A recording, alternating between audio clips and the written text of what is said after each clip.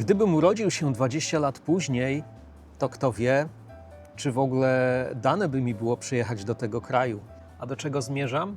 Do obecnych przepisów imigracyjnych, które, jak wiemy, ukształtowały się po wyjściu UK z Unii Europejskiej w 2020 roku. Nie chcę za dużo mówić na ten temat i za bardzo popadać w nostalgię, ale przypomnijmy tylko fakty, że do 2020 roku obywatele innych krajów Unii Europejskiej mogli tutaj przyjeżdżać bez żadnych ograniczeń, nie potrzebowali nawet paszportu, wystarczył im dowód osobisty i ci ludzie mogli praktycznie od zaraz podejmować pracę w każdym zawodzie. I wielu ludzi, w tym ja, z tego skorzystało. Jeśli chodzi o mnie, to pomijam fakt, że ja od zawsze marzyłem o tym, żeby mieszkać w Londynie i dzięki możliwościom, jakie były 20 lat temu, ten mój sen czy to marzenie się spełniło. Ale wtedy też za bardzo nie miałem planu. To jest ciekawe, że już wtedy miałem wykształcenie, bo miałem i licencjata, i magistra. Miałem jakieś tam obycie międzynarodowe, tak to nazwijmy. Dodatkowo mój angielski był na całkiem przyzwoitym, a może nawet i dobrym poziomie, tylko właśnie brakowało mi tego jednego czynnika, właśnie jakiegoś konkretnego planu czy też wizji, co ja miałbym w tym kraju ze sobą zrobić. W podobnej sytuacji było wielu ludzi. To nie było tak, że każdy, kto tutaj przyjeżdżał, od razu miał wykształcenie, doświadczenie, konkretny zawód, do tego język na odpowiednim poziomie i jeszcze konkretną, klarowną wizję tego, co chce się robić po przyjeździe na wyspy. W wielu przypadkach było tak, że niektórym ludziom brakowało tylko jednego z tych czynników, czyli przykładowo byli wykształceni i nawet mieli jakąś wizję dotyczącą siebie, ale na przykład nie znali języka. Albo znali język i mieli wykształcenie, ale nie mieli wizji, tak jak ja. Natomiast w pewnym momencie nas wszystkich dotknęła weryfikacja. Znowu, jeśli chodzi o mnie, to musiałem w końcu znaleźć jakieś zatrudnienie, jakoś w ogóle się w tym kraju odnaleźć, ale w pewnym momencie okazało się, że moje znajomości językowe i w ogóle moje wykształcenie to jest coś, czego w tym kraju nie posiada 99% Brytyjczyków. I właśnie te umiejętności najpierw utorowały mi drogę do Air France, gdzie spędziłem 4 lata. Później jeszcze te umiejętności przydały mi się w Amazonie, ale też od czasu do czasu zajmowałem się i zajmuję się tłumaczeniem, więc o aspekcie językowym chyba nawet nie trzeba wiele wspominać. A dodatkowo jeszcze z biegiem czasu zaczęła się u mnie pojawiać coraz wyraźniejsza wizja tego, co ja chcę robić. Dość powiedzieć, że po 4 latach w korpo odszedłem z Air France, ale nie tylko odszedłem z tej pracy, w ogóle zmieniłem styl życia, przeszedłem na samozatrudnienie i tak dalej, i tak dalej. Nie chcę teraz streszczać mojego całego CV, to wszystko już było w poprzednich filmach. Natomiast ta sama weryfikacja dotyczyła też innych ludzi, czyli faktycznie jeśli ktoś tu przyjechał, dajmy na to z wykształceniem, doświadczeniem, ale bez języka, mógł się tego języka douczyć albo samemu, albo na jakichś kursach.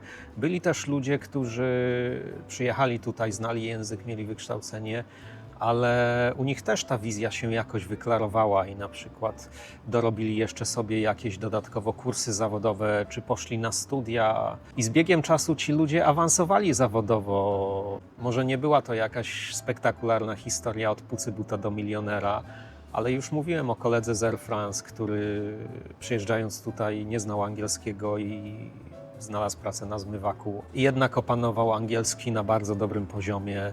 Pamiętam, inna osoba z Air France pracowała u nas na pół etatu, bo studiowała prawo i wiadomo było, że to jest kwestia czasu, że ona od nas odejdzie i będzie już pełnoetatową prawniczką.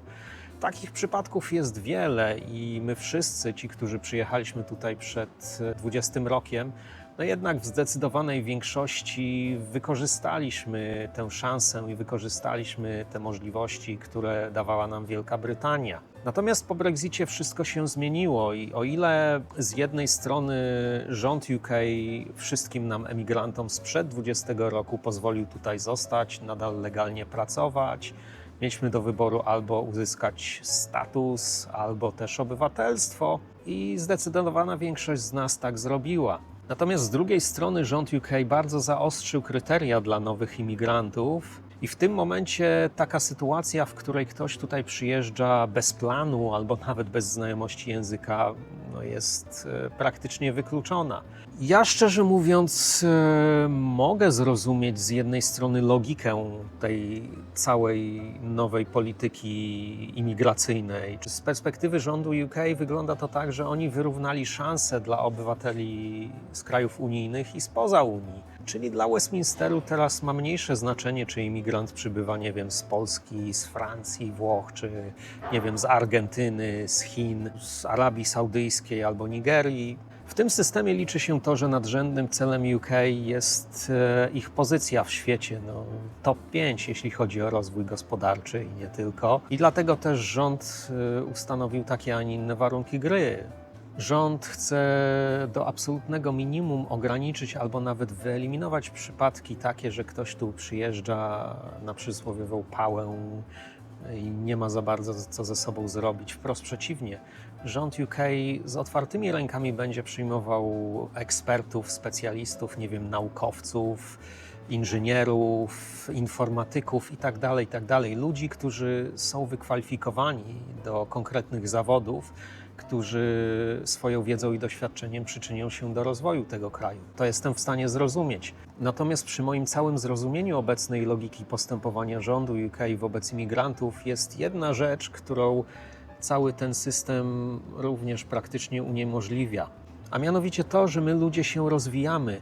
Bez względu na to, czy w momencie przyjazdu tutaj mamy wykształcenie, czy nie, czy znamy język, czy nie. Teoretycznie zawsze jest możliwość, że my możemy tę brakującą lukę jakoś wypełnić, czyli douczyć się języka, dokształcić, nie wiem, poszerzyć horyzonty. Tak jak w moim przypadku, przejść z życia korporacyjnego do samozatrudnienia. Nie wiem, inni ludzie pozakładali firmy i sobie działają i dobrze im to idzie. Natomiast obecny system jest bardzo sztywny. Z jednej strony są bardzo wysokie, konkretne wymagania co do kwalifikacji takiego kandydata. Z drugiej strony taki kandydat też ma ograniczoną swobodę. Wszyscy ci, którzy tutaj zostali po 20 roku i mają albo status, albo brytyjskie obywatelstwo, oni mogą nie tylko legalnie pracować na pełny etat, ale oni mogą również w każdym momencie założyć własną działalność czy własną firmę i również działać bez ograniczeń, podczas gdy przy wizach pracowniczych, owszem, istnieje przy Skilled Worker Visa możliwość otwarcia własnej działalności gospodarczej, natomiast już bez wchodzenia w szczegóły ta możliwość jest bardzo ograniczona i prawdę mówiąc, po przeczytaniu przepisów doszedłem do wniosku, że teraz ktoś, kto przyjeżdża na Skilled Worker Visa, to przez 5 lat jest tak naprawdę uziemiony i uzależniony od swojego pracodawcy. Takie są fakty. Krótko mówiąc, ten system za bardzo nie przewiduje możliwości, że ktoś, kto tutaj przyjechał i pracował w swoim zawodzie przez 4 lata, nagle może mieć na przykład kompletną zmianę perspektywy o 180 stopni. Ale cóż, takie są teraz obowiązujące reguły. I tyle w temacie. Podsumowując, Wielka Brytania 20 lat temu nie wiedziała, kim zostanę teraz. Ten kraj dał mi szansę przyjazdu bez formalności. Nie tylko mnie, ja tu mówię ogólnie o wielu innych ludziach z innych krajów unijnych, którzy w pewnym momencie tutaj przyjechali, zainstalowali się i z biegiem czasu zaczęli wykorzystywać te możliwości, które ten kraj im oferował i nadal oferuje. Natomiast obecny system po Brexicie, abstrahując od tego, czy on jest sprawiedliwy, czy nie, jest dużo bardziej selektywny i rygorystyczny, a z drugiej strony ten system może nie eliminuje, ale na pewno bardzo ogranicza ludzi, którzy dopiero po przyjeździe chcą się tutaj rozwijać i realizować swój właściwy potencjał. To tyle w temacie. Jestem bardzo ciekaw, drogi widzu, co Ty uważasz na ten temat. Czy obecny system wizowy w UK jest sprawiedliwy, czy nie?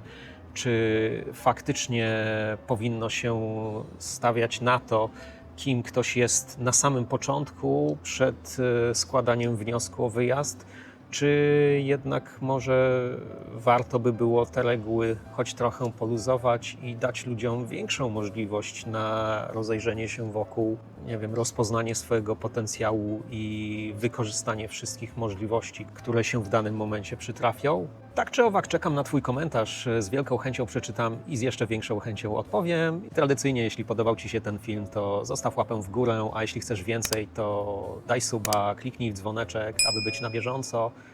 I do zobaczenia wkrótce. Pozdrawiam serdecznie. Miłej niedzieli. Cheers.